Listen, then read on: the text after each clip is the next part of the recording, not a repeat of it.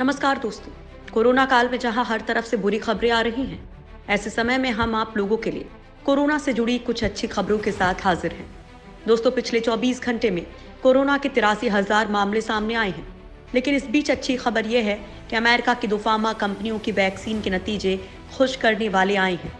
Novavax ने अपनी vaccine के इस्तेमाल को सुरक्षित बताया है, तो जॉनसन एंड जॉनसन की वैक्सीन सीरियाई चूहों के एक ग्रुप में गंभीर बीमारी रोकने में सफल रही है।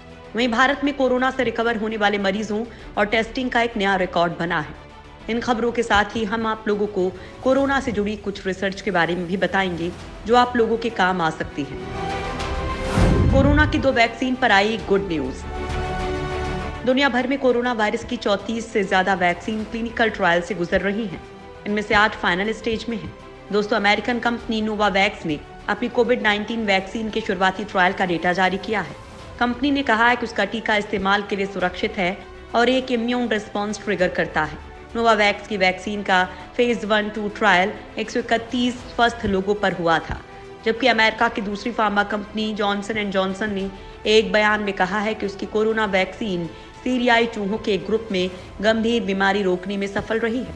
कंपनी ने कहा कि जिन चूहों को टीका दिया गया उनमें एंटीबॉडीज डेवलप हुई हैं। उनका वजन भी टीका न पाने वाले चूहों के मुकाबले कम घटा है।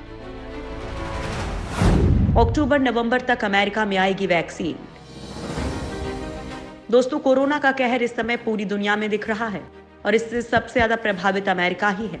और अब अमेरिका के रोग नियंत्रण रोकथाम केंद्र ने राज्य के सार्वजनिक स्वास्थ्य अधिकारियों से कहा है कि अक्टूबर के अंत तक उच्च जोखिम वाले लोगों को संभावित कोरोना वायरस वैक्सीन देने के लिए तैयारी करें। सीडीसी के प्रवक्ता ने रॉयटर्स को बताया, सीडीसी की एक खास तैयारी है जिसके तहत राज्यों को वैक्सीन वितरण के लिए कहा गया है। इससे पहले न्यूयॉर्क टाइम्स ने खबर दी थी कि सीडीसी ने 50 राज्यों और 5 बड़े शहरों के अधिकारियों से इस बारे में संपर्क किया है। संक्रामक रोग विशेषज्ञ एंथनी फाउची की माने तो वैक्सीन के कई ट्रायल अलग अलग चरण में हैं, इसलिए वैक्सीन कितनी कारगर होगी इसके बारे में नवंबर-दिसंबर तक पूरी जानकारी सामने आ जाएगी। भारत में 24 घंटे में सबसे ज्यादा ठीक हुए मरीज। दोस्तों, देश भर में कोरोना का कहर लगातार बढ़ता जा रहा है। भारत में पिछले 24 घंटे में 83,000 से ज्यादा मरीज सामने आए हैं। लेकिन इस बीच एक अच्छी खबर यह है कि एक दिन में रिकॉर्ड 68,584 मरीज स्वस्थ होकर अस्पताल से डिस्चार्ज हुए हैं। इसके साथ ही एक दिन में 11,70,000 जांच करने का भी रिकॉर्ड बना है। भारत में कोरोना मरीजों के ठीक होने की दर बढ़कर 77.09% हो गई है और मृत्यु दर गिरकर 1.75% हो गई है। आंकड़ों के अनुसार देश में अभी 8,15,538 मरीजों का कोरोना वायरस का इलाज जारी है, जो कुल मामलों का 21.16% है। देश में 7 अगस्त को कोविड-19 के मामले 20 लाख के पार चले गए थे, जबकि 23 अगस्त को 30 लाख का आंकड़ा पार किया था। दिल्ली में कोरोना की दूसरी लहर नहीं। दोस्तों, दिल्ली में एक बार फिर से कोरोना के मामले बढ़ते जा रहे हैं। पिछले महीने के मुकाबले इस महीने मरीजों की संख्या में इजाफा हो रहा है। हालांकि दिल्ली के स्वास्थ्य मंत्री सत्येंद्र जैन का कहना है कि शहर में कोरोना की दूसरी लहर नहीं है। उन्होंने कहा है कि राजधानी को कभी कोरोना वायरस ने छोड़ा ही नहीं था। साथ ही जैन ने कहा कि लोगों को कोरोना पॉजिटिव केस की संख्या को लेकर तनाव नहीं लेना चाहिए। स्वास्थ्य मंत्री ने कहा कि हम कोरोना टेस्ट की संख्या बढ़ा रहे हैं और पहले दिल्ली में 30,000 के आसपास टेस्ट किए थे और पिछले 24 घंटे में लगभग 35,000 टेस्ट हुए हैं। दरअसल दिल्ली में कोरोना के 2,509 नए मामले सामने आए हैं। बीते 2 महीनों में किसी एक दिन में सबसे ज्यादा केस 2 दिन पहले ही मिले हैं। कोरोना की पहचान के लिए सेंसर बनाने की तैयारी। दोस्तों, कोरोना के हराने के लिए वैज्ञानिक लगातार शोध कर रहे हैं। वैक्सीन से तो इलाज करने की तैयारी है ही, लेकिन साथ में तकनीक के इस्तेमाल से भी कोरोना को मात देने की तैयारी चल रही है। और इसी कड़ी में भारतीय और अमेरिकी वैज्ञानिकों की 11 टीमें जल्द ही संयुक्त रूप से मिलकर कोरोना से निपटने के लिए लीक से हटकर तरीकों पर काम करेंगी। इन टीमों का काम कोरोना से लड़ने के लिए एंटीवायरल थेरेपी से लेकर कोरोना के लक्षणों की पहचान करने वाले सेंसर को तैयार करना होगा।